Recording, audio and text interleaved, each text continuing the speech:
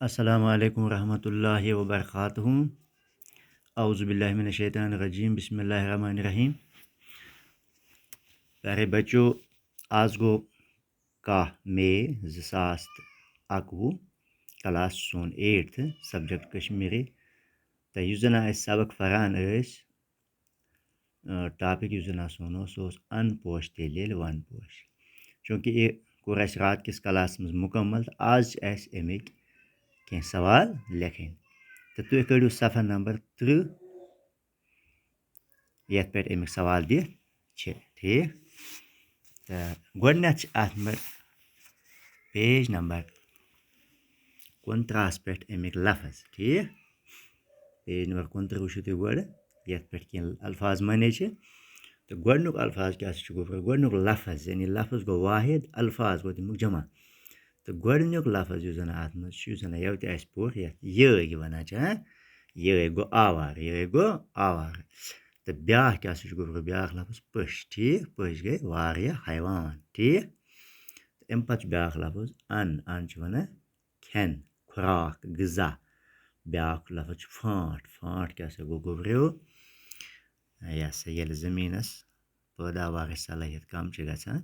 तथ वन यह ज़मीन गुत फांट ठीक ब्या क्या मंजिल मंजिल क्या गो गुतुल फसल दिन यानी वारिया फसल गुतुल वन वारिया फसल वपदानस लायक ज़मीन तथ वन मंजिल मंजिल ता यानी पेटम हिस्स ज़मीन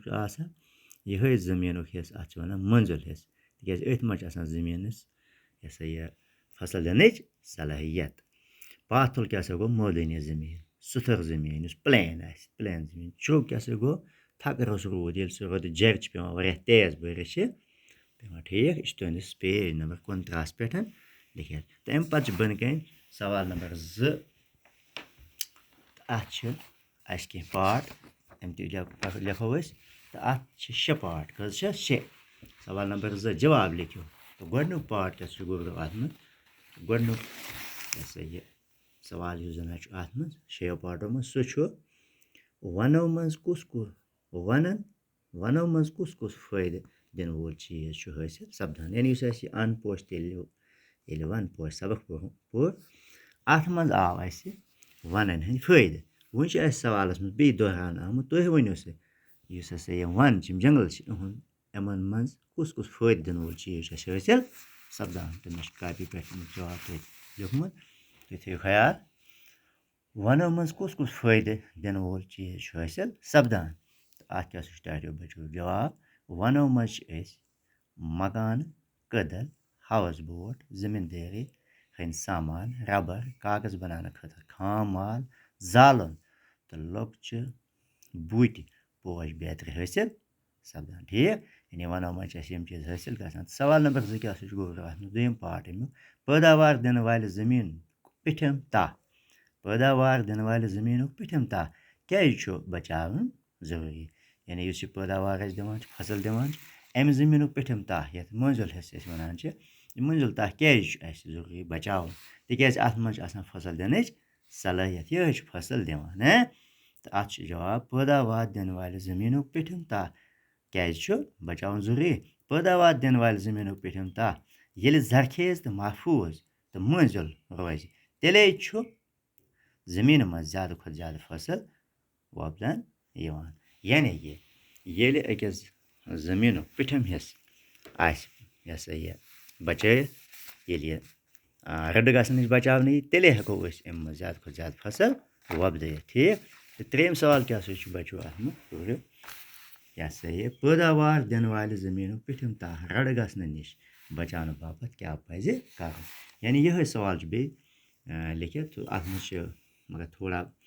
बे पॉइंट ऐड कोर्मुत कि पैदावार दिन वाल ज़मीन पिठम ता रड गसन नश यानी रड गसन क्या गो ज़मीन फसलस काबिल न रोजन सो पिठम ता रड गसन नश यानी नाकाबिल फसल फसल हेक तथ मज बनित कह ये रूद पेवान अत निवान छलित तो तवे तुम कुल वगैरह पेवान लागन तो गसन नश बचाने बापत क्या पज कर यानी कि पैदावार दिन वाल ज़मीन पिठम ता रड गसन नश बचाने बापत क्या पज कर तो क्या बचो ऐसा ये रटो बचो अत इत जवाब पैदावार दिन वाले जमीनों पिठिम रड़ गसन निश बचाव बापत गसन ज़्यादा खुद ज़्यादा कुल रवन ये ठीक यानी ज़्यादा खुद ज़्यादा कुल गो लागन वनन हज हफाजत कर तो बे क्या गसन पैदावार दिन वाले जमीनों पिठिम रड़ गसन निश बचाव बापत गसन ज़्यादा खुद ज़्यादा कुल रवन ये तो वनन हज हफाजत कर ये इत पे गए सन त्रे सवाल बराबर तो तुम लिखियो यम त्रे सवाल अत क्या वन रटो बचो पे कापी पे तम पे करो तुम याद बाकी बस।